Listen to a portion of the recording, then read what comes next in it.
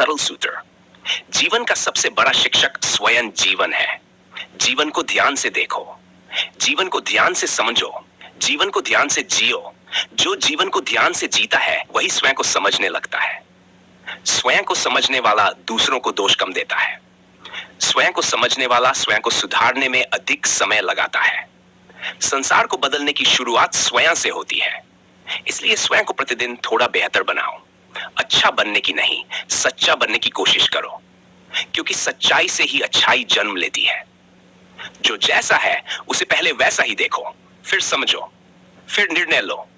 बिना समझे निर्णय भ्रम बढ़ाता है, समझ कर लिया गया निर्णय शांति बढ़ाता है, मंजिल दी निर्णय करता है। निष्पक्ष समझ धीरे धीरे निर्णय करती है। इसलिए जल्दबाजी से बचो। धैर्य को अपना साथी बनाओ। धैर्य समय बचाता है, अधैर्य समय खो देता है।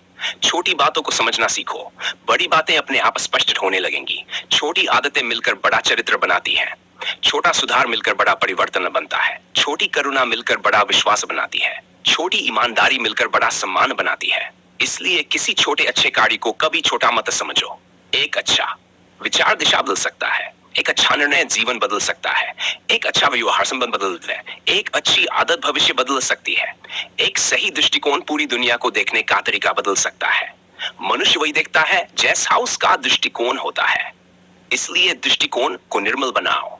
निर्मल दृष्टिकोण से निर्मल जीवन बनता है। निर्मल जीवन से निर्मल समाज बनता है, समाज बनता है। इसलिए प्रत्येक व्यक्ति महत्वपूर्ण है, प्रत्येक सम्मान के योग्य है।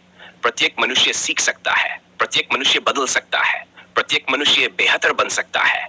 कोई भी जन्म से महान नहीं होता। महानता व्यवहार से बनती है, व्यवहार समझ से बनता है, समझ निष्पक्ष देखने से बनती है, निष्पक्ष देखना जागरूकता से बनता है, जागरूकता वर्तमान में जीने से बनती है।